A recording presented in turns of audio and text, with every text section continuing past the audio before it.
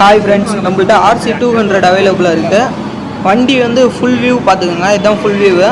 Back tyre கண்டிஷன்லாம் ரொம்ப சூப்பராக இருக்குது. டயர் வியூ பண்ணி கட்டுறேன், பார்த்துக்குங்க.